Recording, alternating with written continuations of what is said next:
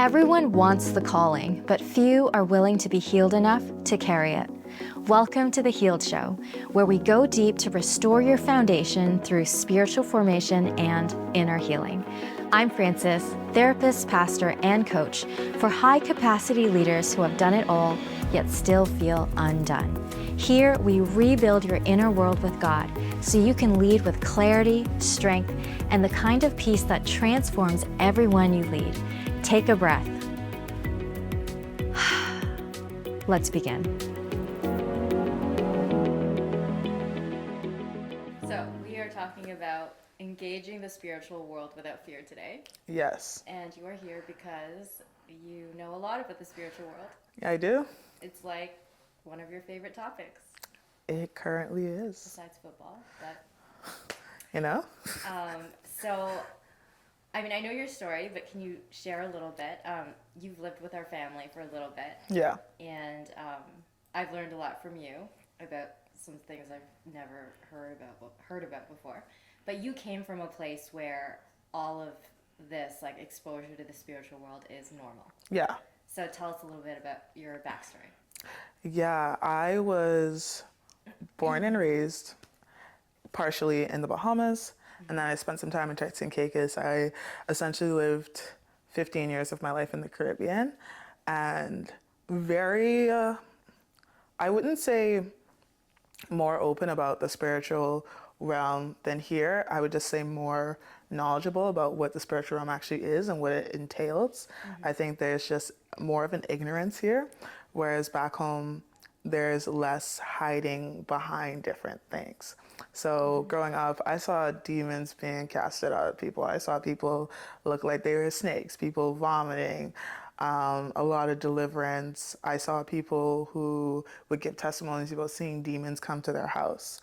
I was in rooms where lights would turn off and all these wild encounters that we see on TV. I was experiencing this just around me in church Christian spaces. And then personally, I remember being as young as maybe 4 or 5 years old and having these wild nightmares that I was fighting this dragon. And I would tell my mom all about these just very demonic, dark dreams I was having. And also a little bit as well, because I did get saved when I was only 6 years old. So 6 or 7 years old.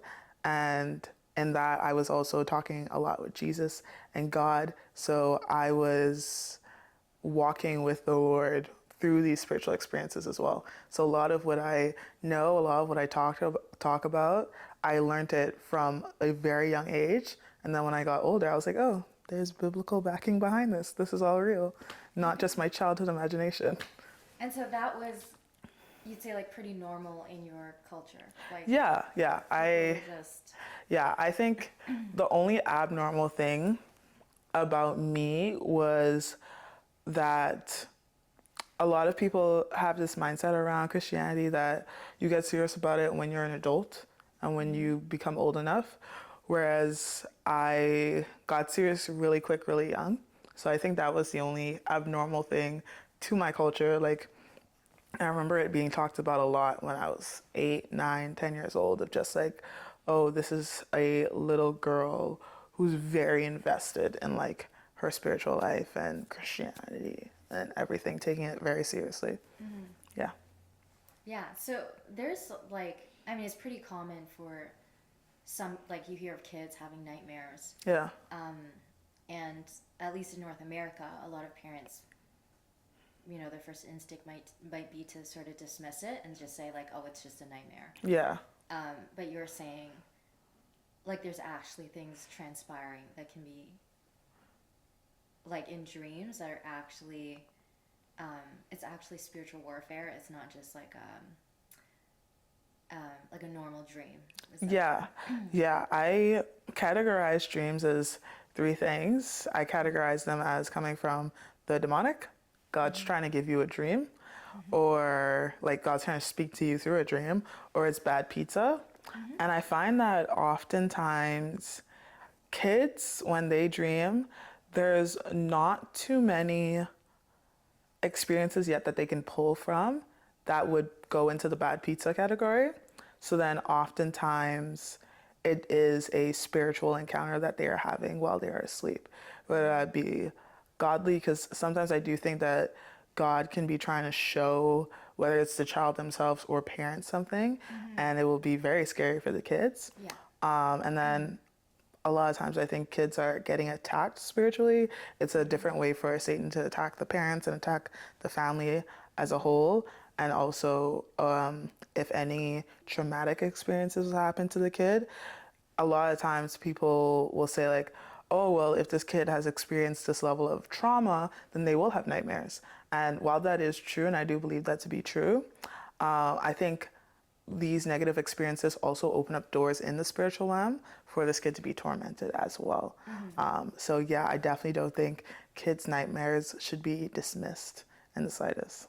Yeah. And so how we started talking about this was when you came to live with us. My eldest daughter was having nightmares every single night, and they weren't like normal nightmares. So she would be like screaming as if someone was like there, like harming her, like that kind of like earth-shattering scream. Sometimes up to like 5 times a night, things like that would happen, and you could see like, so God's given you an ability to see into the spiritual world, and you could actually see what was happening. And so when and you were actually able to help us like figure out the root of it, and it stopped. And she actually, because of you, was able to, after 7 years of these very intense nightmares, which were spiritual attacks, she was able to finally sleep through the night. And so can you explain for people, maybe there are some parents listening or someone listening who is having those kinds of nightmares every night, how you go about that? I think the first thing that I always say is you have to understand what is going on in these nightmares. So, you know, you and I would sit up for 3 hours, 4 hours, 5 hours at a time, just having these discussions about her life, about what's going on. So first I'll speak to like the child piece.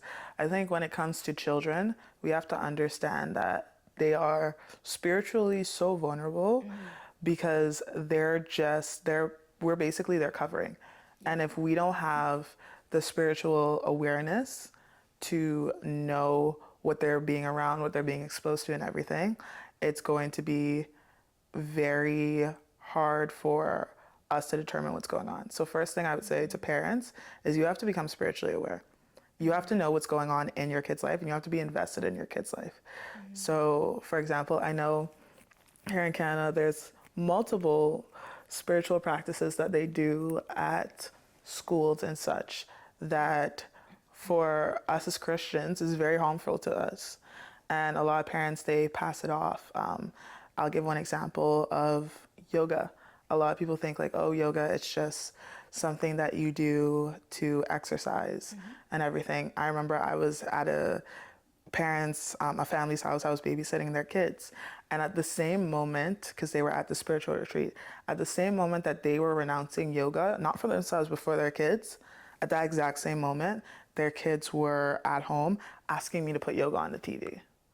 So this isn't a game. This isn't anything to be taken lightly. So I'd say first get involved with your kid's life. Know exactly what they're doing. When they come home from school, ask them what they're doing.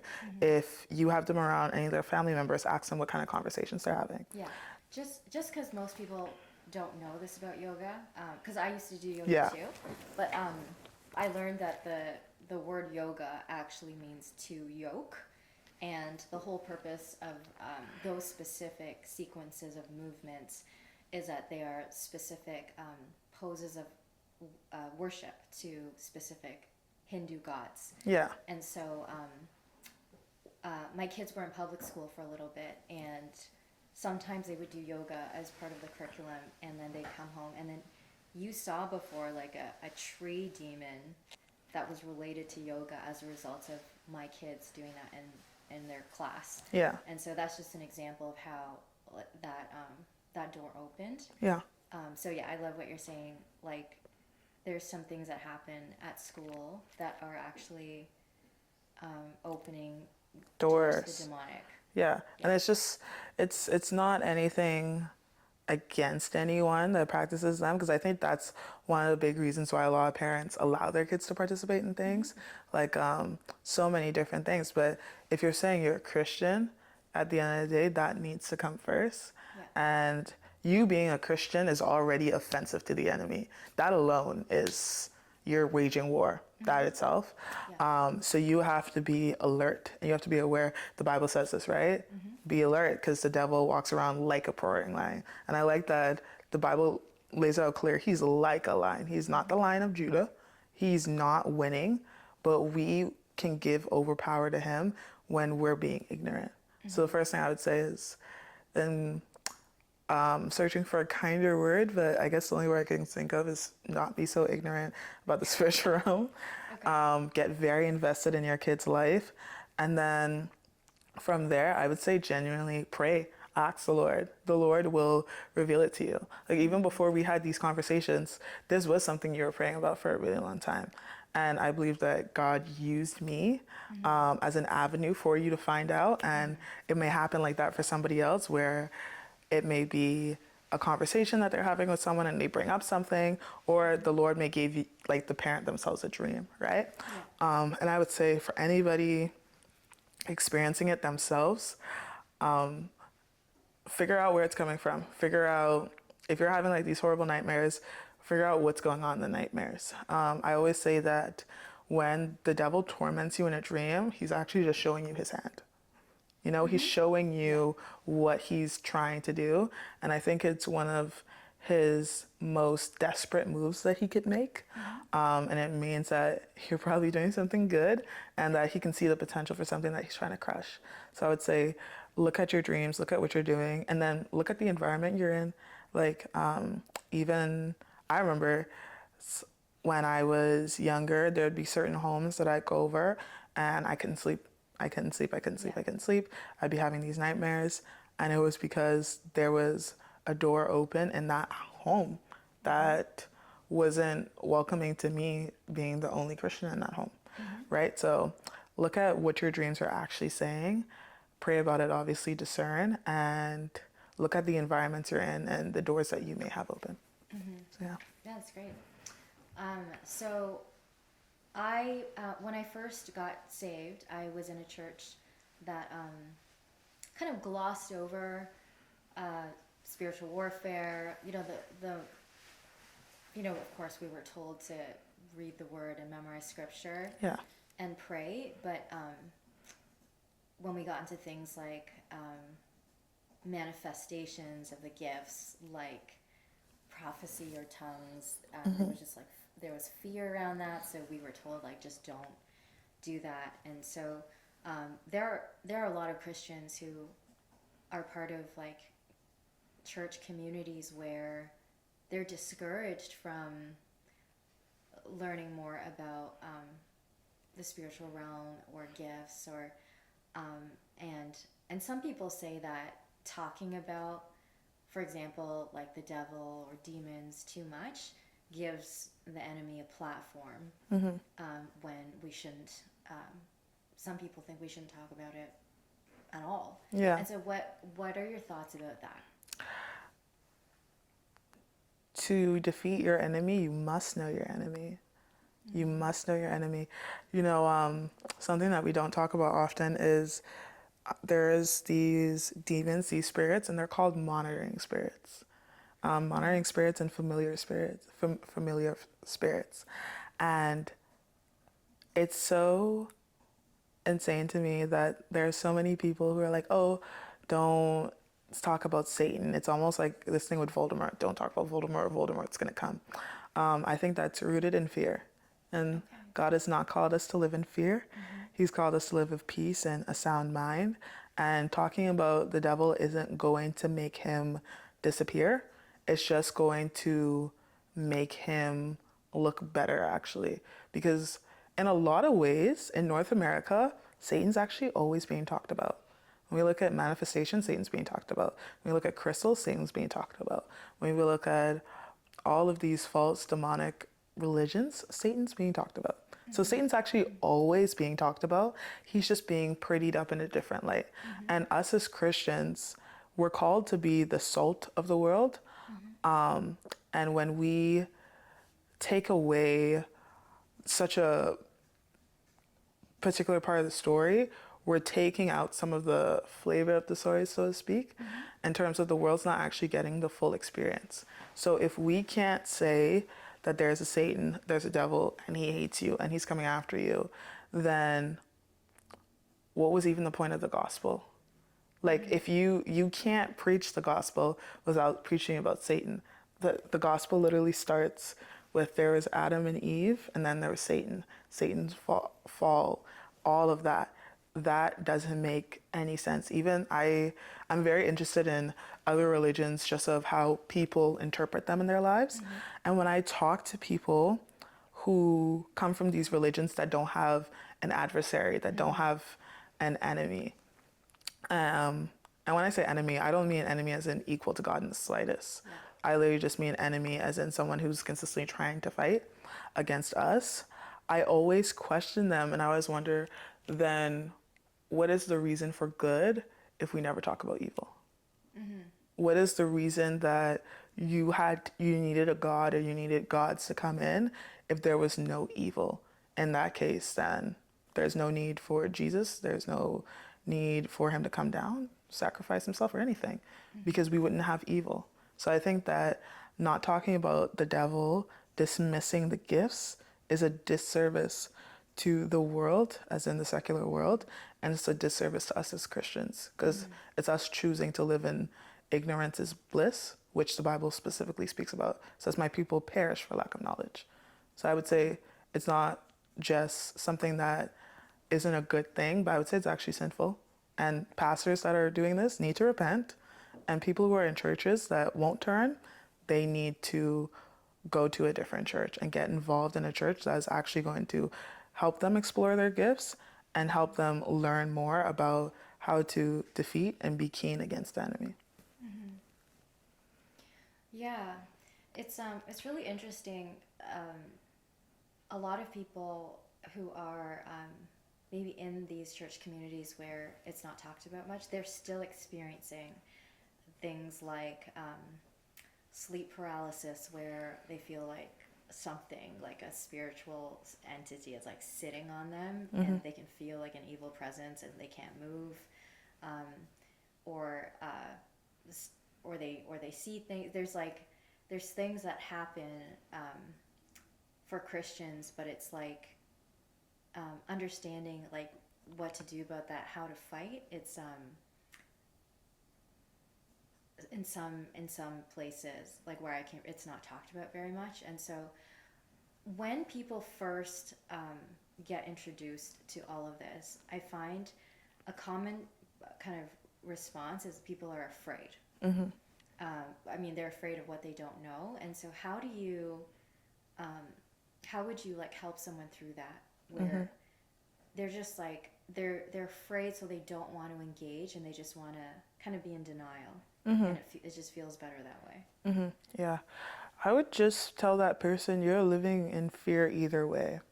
It's either you can do this afraid and with Jesus, or you can allow fear to overwhelm your life. Because at the end of the day, if you are experiencing sleep paralysis, if you're experiencing spiritual warfare in your house, you sitting in fear isn't going to make it end. And yeah, I always caution people, I always warn people, sometimes it does get worse before it gets better. But it's the difference between you waging war and you accepting defeat in a battle. So you get to decide which side you are on.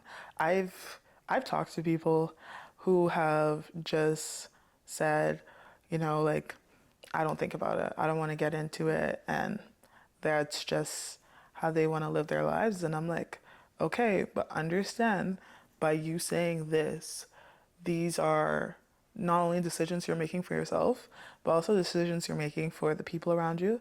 So I'm very careful with my friends.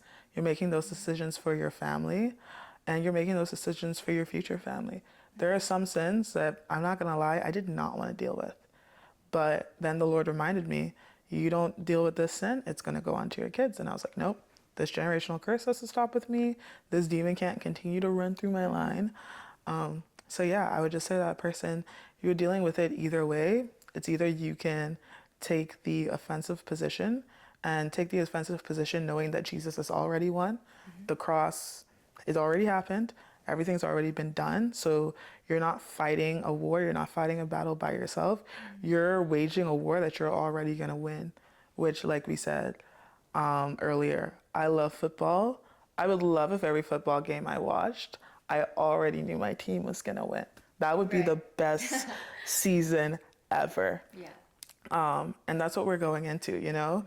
In football terms, Jesus is our quarterback, and your quarterback's the most important person on your team. So every single war he's ever waged, he's won. Absolutely not a single one. And there's no one that equals God. So I would say you can either side with the one who always wins, or you can continue to be controlled by the one who will always lose. Yeah, that's good. That's good. I also just, because I'm a therapist, I kind of see it as exposure therapy, where the first time maybe you ever get spiritual attacked, it is very frightening. I remember the first time I got serious about the Bible as a teen after a big youth conference. Yeah. I was just like, I was laying down and sort of like half asleep, and then it felt like I was transported into a coliseum, and I was like in the center of it, of like a demonic like meeting, and I heard like the cackling laughter and like all these violent images pass through my mind. It was like I was taken somewhere, and then I was like sucked back into where I was. And that was very scary. I got it from there. I was like panicked because it was, but then now with, you know, all the exposure since that was a long time ago, it doesn't feel so scary now. Yeah. Like it feels like a normal day where it's like, you know, if it feels like easier. Yeah. And it's like I feel effective because I've had all the practice. Yeah. And so I wonder what you would say to people who are maybe really curious about it and maybe are experiencing some demonic attacks. Like, what would you advise them to do to start to fight? Yeah. The first thing I would advise them to do is eradicate and get real serious about sin. I think that a lot of people don't realize that Satan actually is powerless unless you give him power. And one of the greatest ways to give him power and to give him an in into your life is through sin. So there are so many different sins. I know pornography is a very big thing, especially with it being so easily accessible. If you are consistently doom scrolling, sin in your life because you're allowing something else to have control over you. If you can't control different parts of your life, let's say alcohol, drugs, all these kind of things, I would say go seek help for any addictions you may have and stop engaging in sin. And I'm not saying that in terms of I never sin. I very much fall victim to the doom scrolling sometimes, especially with working in social media and everything. I'm saying to take a more serious approach to it and do what you need to do to get it out of your life. For one, I would say two, get people around you that are already further along than you are in your spiritual walk. Okay? So I find that oftentimes what people will do is they'll go and they'll talk to their best friend about it. But most times your best friend and you are equally yoked, so you guys are kind of on the same path. So now you're scared and the best friend's scared. Now we're both scared and we're just sitting around having these conversations. So go grab back home. We say go grab the elders of the church, those praying mothers. I come from a country that's a lot of praying mothers. They'll get down on their knees and they'll point fingers at Satan. They'll poke him in his chest and be like, let me tell you something, sir. Not this one. Yeah. So, grab, if you have the blessing of having one, grab your church mothers, grab people around you that can not only pray for you, but walk with you and encourage you and show you what to do, because different spiritual battles have different things. Like maybe you need to pray, maybe you need to go on a fast, maybe you need to cut out certain things. So I know for some families, they can't do anything with magic, anything at all. Some families, they had to completely get rid of magic, anything that involved magic in their house. I know for me, I used to be a diehard Twilight fan, and I had to let go of that. As obviously Team Edward, of course. But yeah, whatever you need to do, and obviously above all else, seek the Lord, seek discernment. The Bible says he commands his angels, and I command them too. I'm like, Jesus, send down every angel you can right now. You know, talk to the Lord, because he wants you to be free, and you're his child. In the same way, the same God of the New Testament is the same God of the Old Testament. The only thing that changed now is that we fight principalities. So everything he was doing in the Old Testament, that's just turned towards demons now. So yeah. Something that's really interesting about you is when you get spiritually attacked, you often like utter threats to the enemy. I do. Yeah. And I've heard you say before, you were attacked and then you threatened Satan. You were going to go get someone saved. Yeah. In retaliation. Yeah. So tell us about that. Like, a lot of people don't do that.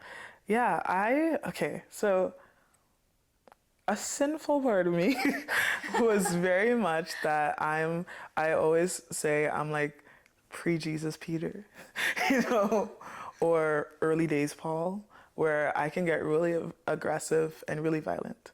And I remember one day I was sitting with Jesus and I was like, God, I just want to not be so angry. I just want to not be so aggressive. And God was like, he kind of showed me how Paul was kind of walking through his life, of the fact that people always say like, oh, Paul's so aggressive, Paul's so this. And the fact that Paul actually just never changed, because he went from killing Christians to now speaking boldly about his faith. Yeah. So God showed me that there was a place actually for anger. It was just righteous anger, and teaching me not to sin in my anger. And so then I learned, I was like, oh, anything, because I used to watch all these demonic like TV shows and movies where they'd be killing people all the time. And even sometimes if I still watch a show, I would be like, I want this person to die and all this. So I was like, oh, I'll just shove all that attention into the enemy now. Yeah. I was like, every threat you could ever think of, anything you could ever think of, I'm like, I'm just going to give it to Satan, because I don't like the fact that he thinks he gets to run the show over here. He does not. My God already won the battle. So I remember this wasn't me getting attacked. This was someone who I was talking to, and we were on FaceTime, and it was someone who wasn't a believer yet. And I remember she had asked me to go to church, but I was really sick. And so I told her no. I was like, no, we can go next week, because I wasn't feeling well. I was supposed to serve, and I'd already said like I couldn't serve. I was like, this will be awkward. And she fought me tooth and nail. This was at night, and then the next morning it's time to go to church. So she FaceTimes me, and she's like crying. Things had exploded in the home she was at, and I remember I took the phone off because she was like, oh, I don't think I can do this anymore. But the thing was, I had already woken up, picked out an outfit, sick as a dog. So I was like, you know what? No, we're going. So I put my phone on mute. I told her, give me a second.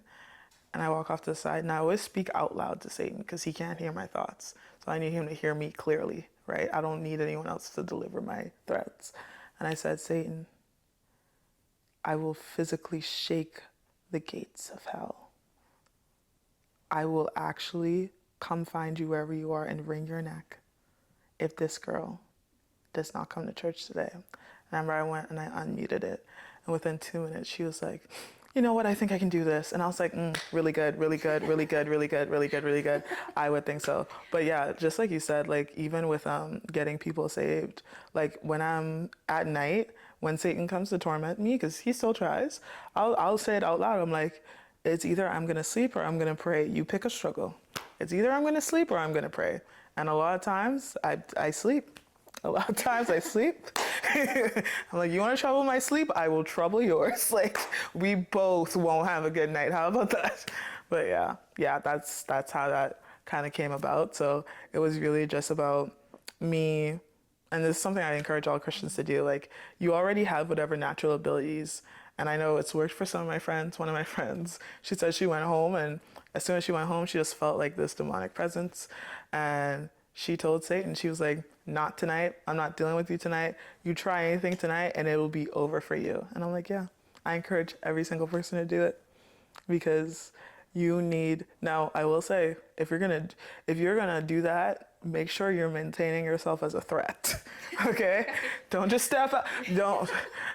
Don't be living in sin and talking about, oh, I'm a threat and Satan, he coming back hard. Okay? So I would say I've kind of already accepted my fate in a sense. Satan's always going to be trying to come after me. So I just make sure he knows I'm always a threat. So yeah. Great. You've redirected your stuff in the right direction. Yes, yes. So yeah, so I think that's good for today. Thank you so much for sharing a bit of your story and just how redemptive it can be. I know you grew up in a place that was very like violence was normal. Yeah. And you've like redirected that part of you. Yeah. To the kingdom of darkness, which Yeah. is amazing. Thank you so much for sharing, and we'll talk soon. Yeah. Thank you. Thanks for joining me on The Healed Show. If God spoke to you through today's episode, go to healedfoundations.com. Until next time, God bless.